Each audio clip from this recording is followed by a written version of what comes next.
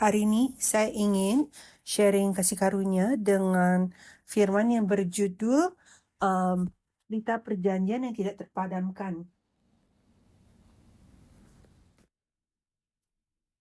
Ini adalah judul untuk buku ketiga dari seri Sejarah Penebusan.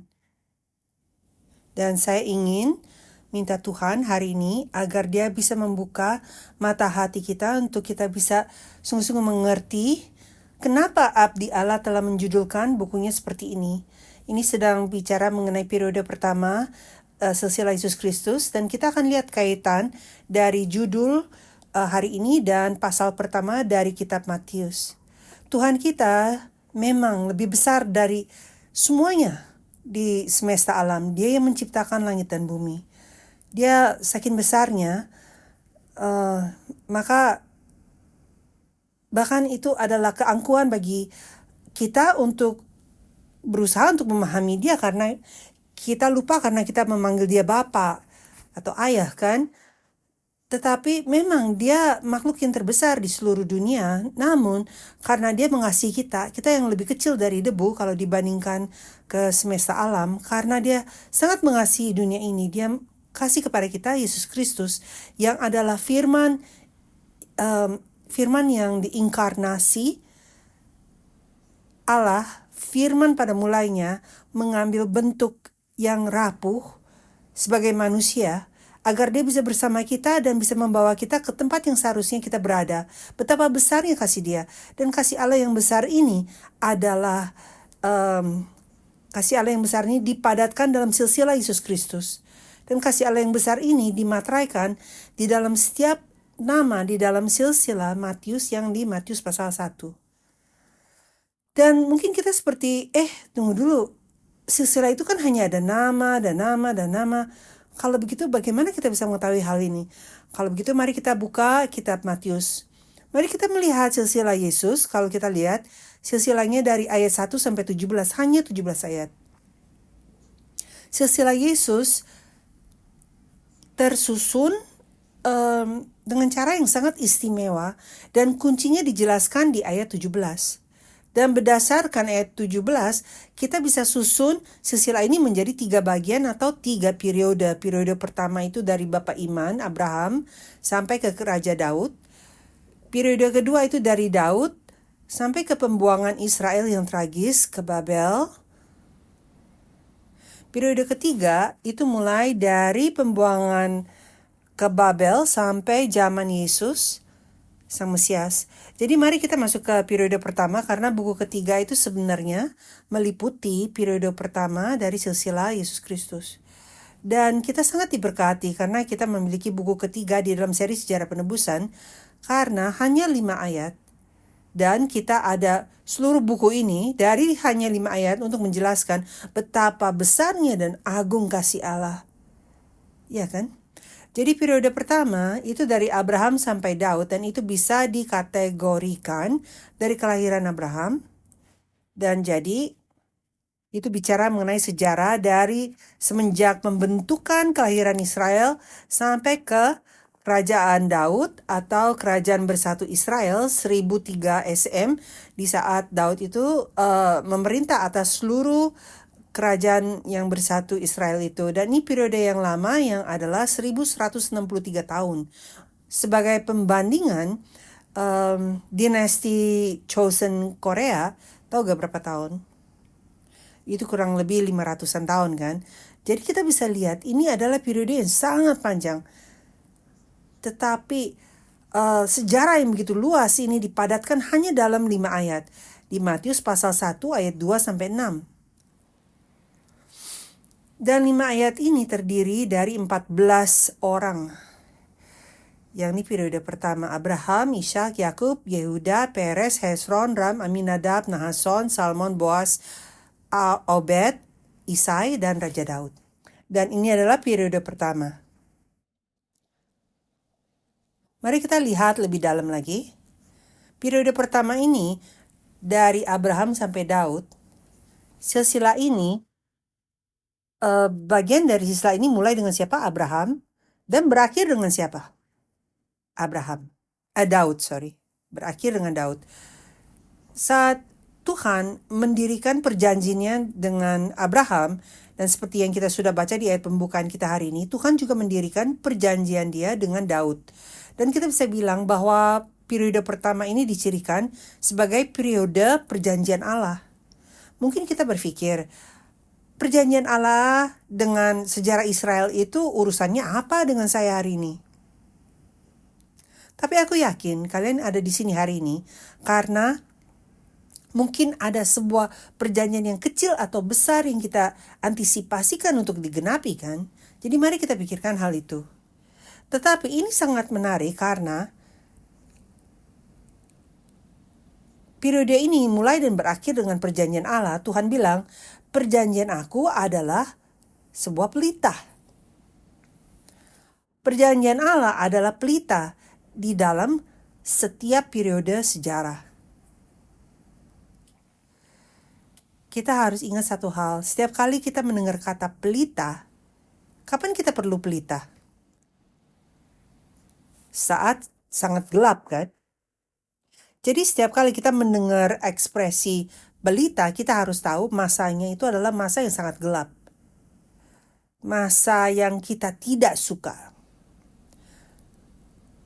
Tapi periode ini, dari sisi Yesus Kristus mengajarkan kita bahwa segelap apapun periode itu, pelita Allah, janji Allah, perjanjian yang Tuhan telah buat bersama kita tidak akan pernah terpadamkan. Kenapa? Karena perjanjian ini bukan hanya perjanjian yang biasa. Kita tahu ini perjanjian Allah, tapi Tuhan bilang sepanjang Alkitab perjanjianku telah dibuat dengan sumpahku. Jadi perkataan Tuhan di sini sangat berat kan, sangat yakin. Tapi Tuhan tambahkan perjanjianku dibuat dengan sumpah. Sumpah. Jadi mari kita lihat kuasa dari sumpah. Tuhan bilang, Tuhan telah bersumpah dan ia tidak akan menyesal. Aplikasi terbesar dari ayat ini adalah kadang kita putus asa tentang diri kita sendiri. Saya tidak cocok untuk menjadi orang Kristen. Saya tersandung lagi, ya kan? Tapi Tuhan bilang sekali saya sudah panggil, saya tidak akan menyesal atau merubah pikiran saya. Juga karena itu, untuk lebih meyakinkan mereka yang berhak menerima janji, artinya kita yang berhak menerima janji itu, akan kepastian putusannya. Kalau Tuhan telah memanggil kita sebagai orang Kristen hari ini, artinya dia akan pasti menggenapi tujuan itu dalam hidup kita. Iya kan? Amin. Karena Allah telah mengikat dirinya dengan sumpah. Ya, itu di Ibrani 6 ayat 17 dikatakan, janji itu Allah telah mengikat dirinya dengan sumpah sudah pasti. Dan kita lihat itu di Mazmur 89 ayat 28. Dan ada banyak ayat di dalam Alkitab yang berulang kali bersaksi betapa benar, valid, dan efektif perjanjian Allah adalah. Dan karena itu janji Allah itu adalah kekal. Tidak akan pernah berubah. Saya doa Bapa akan memberkati hati kita agar kita bisa pegang erat pada kuasa perjanjian ini yang dibuat dengan sumpah. Meskipun masanya susah atau bergejolak, goyang, tapi mari kita berpegang pada firman Tuhan di mana Tuhan itu berjanji kepada kita bahwa semuanya pasti genap. Amin. Ada banyak ayat, tapi kita lihat Yeremia pasal 32 ayat 40. Yeremia 32 ayat 40. Kita bisa baca Alkitab sama-sama. Salah satu perjanjian kekal yang tertulis di sini adalah Yeremia 32 ayat 40. Aku akan mengikat perjanjian kekal dengan mereka, bahwa aku tidak akan membelakangi mereka, melainkan akan berbuat baik kepada mereka. Aku akan menaruh takut kepadaku ke dalam hati mereka, supaya mereka jangan menjauh daripadaku. Jadi kalau mungkin iman kita lagi goyang, kita berpikir, aduh aku ini sebagai orang Kristen tidak benar, mari kita yakinkan bahwa Bapa kami akan menaruh rasa takut akan Allah di dalam hati kami agar kami bisa mengikuti firman-Nya, dan ini kekal untuk selamanya. Amin. Sekarang kita lebih mendalaminya. Memang di saat Tuhan itu masuk dalam perjanjian dengan umatnya, kita bisa lihat bahwa Tuhan membuat perjanjian dengan Abraham, lalu dengan Ishak, dan juga dengan Yakub kan. Ini ayat-ayatnya. Dan juga Tuhan masuk sebuah perjanjian dengan pemimpin agama di padang gurun. Itu siapa? Musa. Dia juga membuat perjanjian, dan bukan hanya sebuah perjanjian, tetapi perjanjian yang dibuat dengan sumpah. Dan juga Tuhan masuk ke dalam perjanjian dengan sumpah dengan Daud juga. Kita bisa lihat Tuhan itu bekerja untuk mewujudkan perjanjian yang dia buat dengan sumpah dia. Oleh karena itu tidak ada kuasa di bumi ini yang bisa menghalangi Tuhan menggenapi perjanjian dia. Amin. Semuanya akan pasti digenapi. Dan meskipun masa kegelapannya adalah sangat dahsyat yang berusaha untuk menghalangi pemeliharaan Tuhan, mau itu dalam kehidupan pribadi kita atau dalam sejarah sebuah bangsa atau di dunia ini, dia tidak bisa mencegah penggenapan perjanjian yang dibuat oleh Allah yang tidak pernah berubah. Perjanjian dengan sumpah yang telah dibuat. Mari kita telusuri kebenaran ini yang disaksikan di dalam silsilah Yesus. Ada 14 tokoh ini lagi. Umat Israel di periode ini melakukan banyak dosa yang tidak terhitung. Dari zaman Abraham sampai akhir dari periode pertama, yaitu zaman Daud. Mereka meremukan hati Tuhan berulang-ulang kali. Contohnya, dari Hezron, Ram, Aminadab, dan Nashon, kita tahu ada kurang lebih 400 tahun perbudakan di Mesir kan? 430 tahun mengembara di Mesir. Mereka tidak menyembah Tuhan di sana. Mereka menyembah berhala, mereka budak. Sebenarnya mereka juga tidak ada pilihan apa yang mereka ingin lakukan. Dan juga 40 tahun ketidakpercayaan di padang gurun. Juga ada kegelapan rohani selama 340 tahun di periode hakim-hakim, masa hakim-hakim. Mereka semua memukul paku ke dalam hati Tuhan dengan menyembah berhala. Mereka melakukan apa yang menurut mereka benar di mata mereka sendiri. Tetapi bagaimanapun, meskipun melalui masa dosa yang diulang-ulang oleh umat pilihan Tuhan, apakah Tuhan meninggalkan umatnya? Tidak. Tuhan tidak meninggalkan pemeliharaan penyelamatan dia untuk umatnya. Dari Abraham sampai Daud. Banyak serangan ganas dari setan. Banyak angin kuat kegelapan.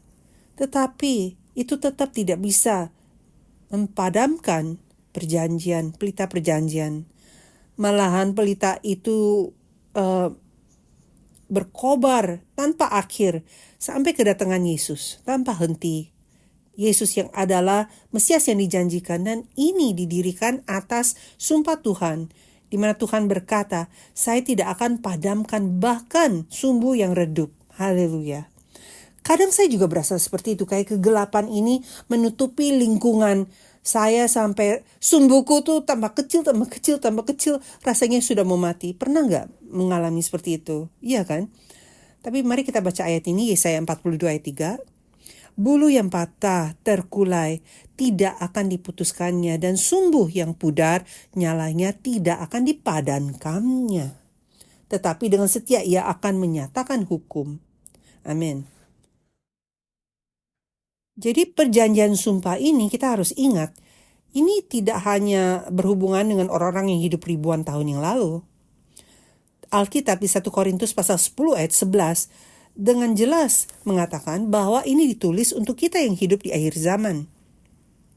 Dan juga perjanjian yang dibuat melalui 14 tokoh ini di periode pertama silsilah Yesus Kristus tidak dibuat hanya untuk mereka.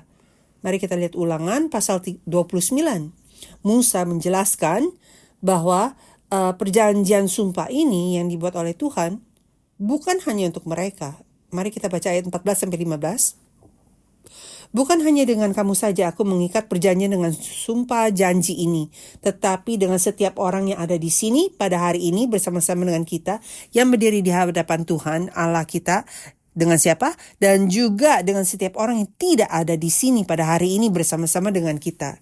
Ini siapa nih orang-orang yang tidak bersama kita hari ini, itu orang-orang di masa depan kan.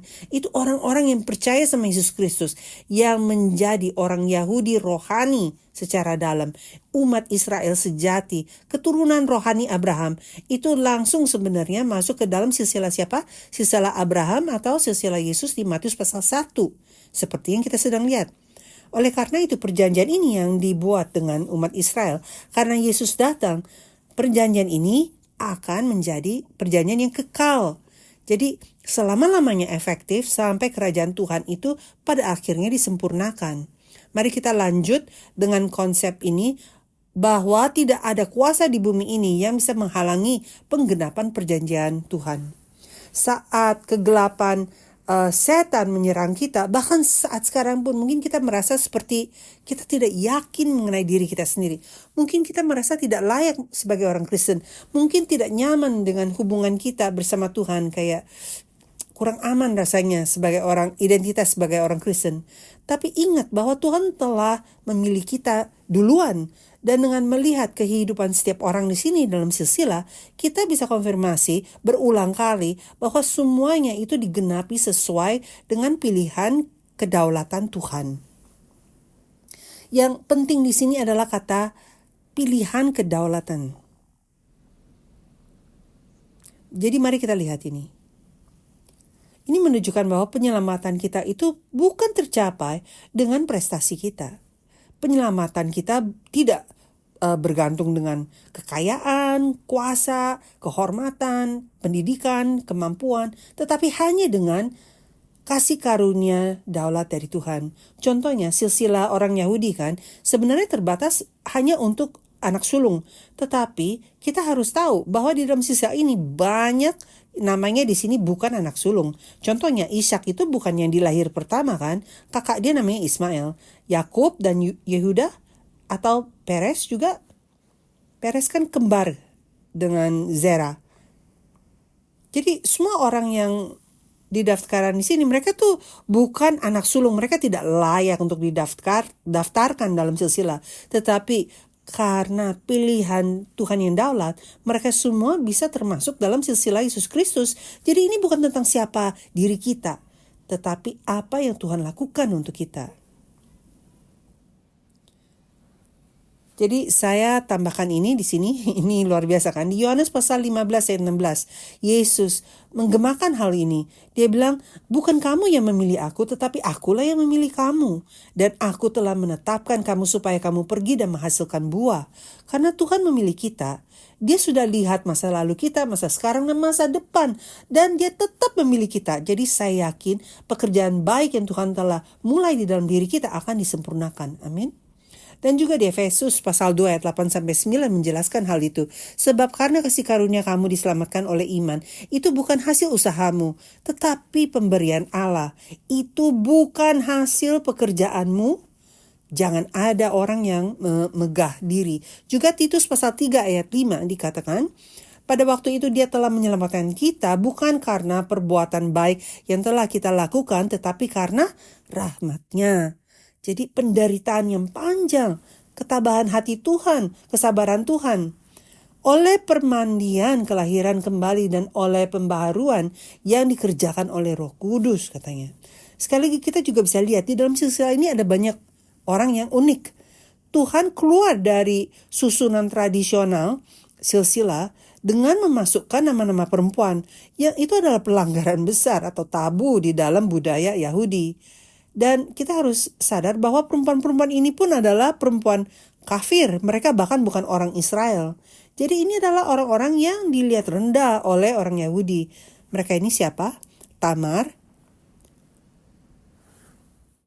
Dia sadar bahwa garis keturunan iman itu tidak boleh berhenti. Oleh karena itu dia melakukan hal yang sangat buruk kan dengan bapak mertuanya Yehuda. Aku tidak akan kasih bocoran mengenai hal ini. Nanti kamu akan belajar tentang ini lebih detail, aku yakin. Dan di sini juga muncul nama Rahab. Tahu gak Rahab siapa? Dia bukan hanya perempuan, bukan hanya orang kafir, tapi dia juga adalah seorang pelacur. Dan ini kan tidak mungkin bisa masuk ke dalam silsilah. Dan ini silsilah siapa? Silsilah Yesus Kristus kan? Tetapi dia mengakui bahwa Tuhan Allahmu, dia adalah Tuhan di langit dan di bumi. Jadi kita bisa lihat bahwa hanya dengan iman dalam Yesus Kristus kita bisa masuk ke dalam silsilah ini. Dan yang terakhir adalah Rut. Rut ini siapa? Sangat terkenal kan? Dia adalah perempuan kafir dari Moab. Dia mencari perlindungan di bawah sayap Tuhan. Jadi lihat, tidak ada diskriminasi. Dan siapapun bisa disebut sebagai orang benar. Siapapun bisa menjadi bagian keluarga Yesus. Siapapun bisa menjadi bagian dari silsilah ini melalui iman dalam Yesus Kristus. Jadi serumit apapun hidup kita mungkin sekarang, atau mungkin di masa lalu, dan berapa banyak masalah pun yang kita sedang hadapi atau dulu kita hadapi, Tuhan menganggap iman kita hari ini yang terpenting. Jadi mari kita hidup hari ini, mari kita maju. Oke, jangan ingat terus masa lalu apa yang kita lakukan salah. Semoga itu tidak membuat kita menahan diri. Ingat apa yang Yesus telah lakukan untuk kita dan maju aja. Jadi, saya ingin masuk ke kesimpulan yang adalah ayat pembukaan kita hari ini.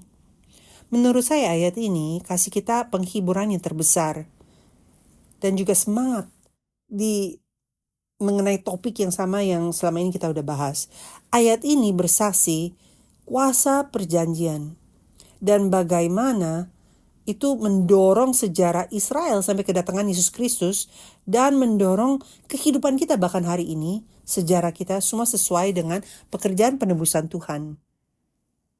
Ayat ini 2 Tawarik 21 ayat 7, kalau saya boleh bacakan. Namun demikian Tuhan tidak mau memusnahkan keluarga Daud.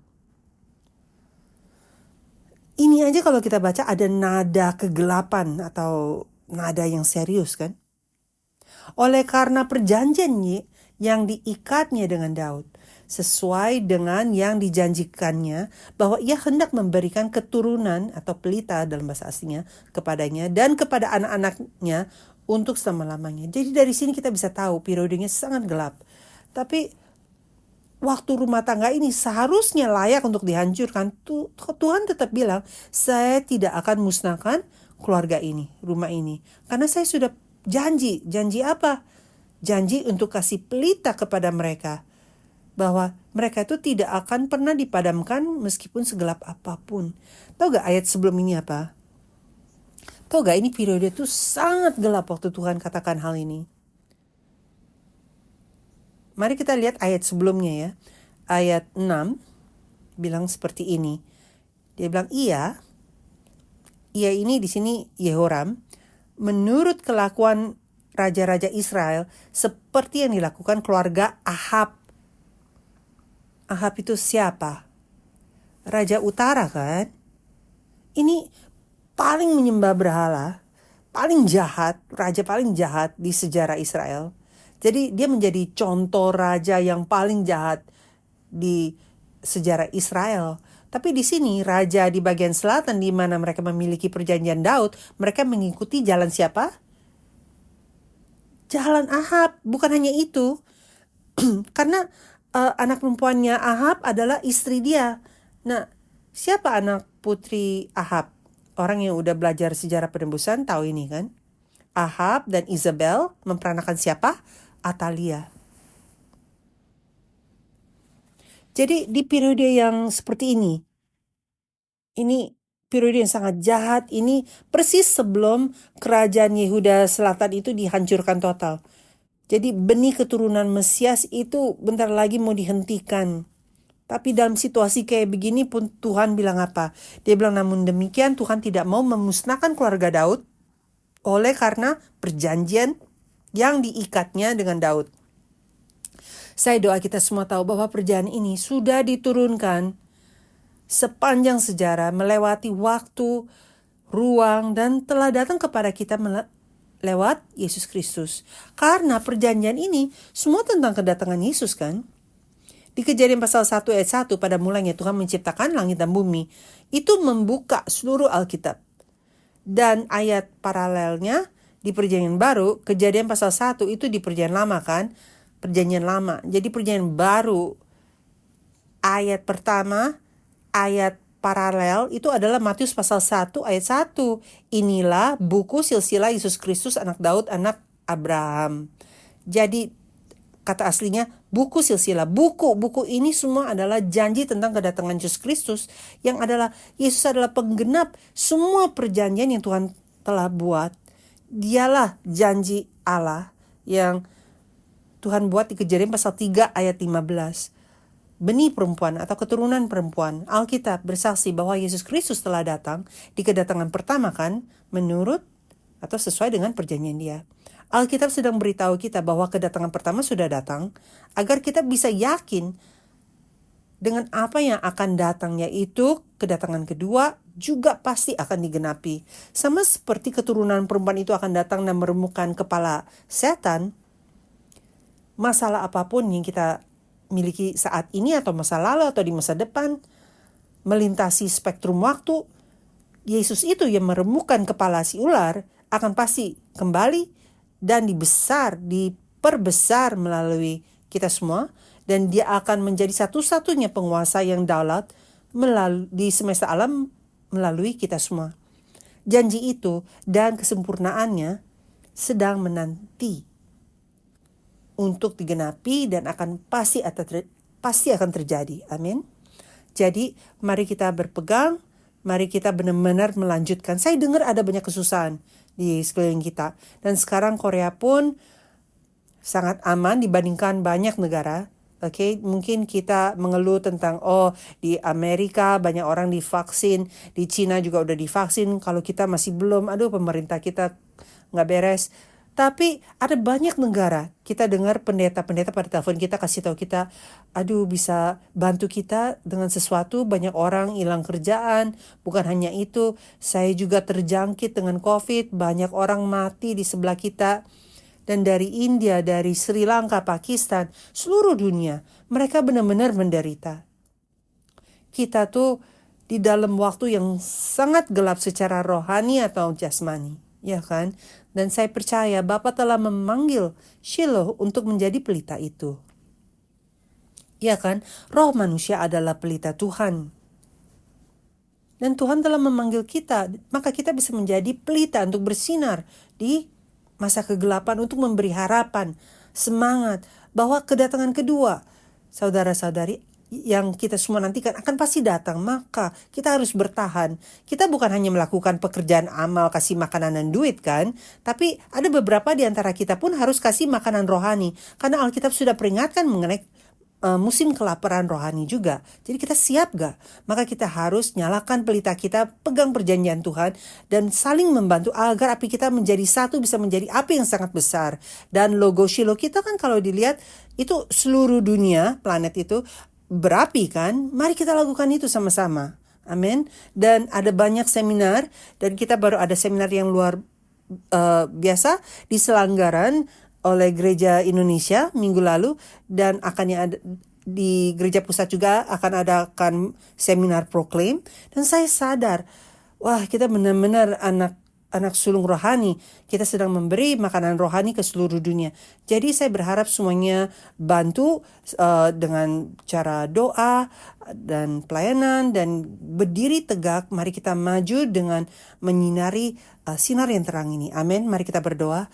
Tuhan Allah Bapa, kami mengucap syukur Engkau telah menunjukkan kami hati Engkau melalui silsilah yang menjenuhkan, yang berulang-ulang nama di dalam Matius pasal 1, silsilah Yesus. Bapa, kalau 4 nama ini di dalam hanya 5 ayat bersaksi betapa besarnya kasih Engkau untuk kami, bahwa kasih Engkau tidak akan pernah terpadamkan, janji yang Engkau telah berikan kepada kami secara individu atau secara keluarga atau bangsa atau ke dunia ini, bantu kami pegang perjanjian ini dan tidak pernah lupa.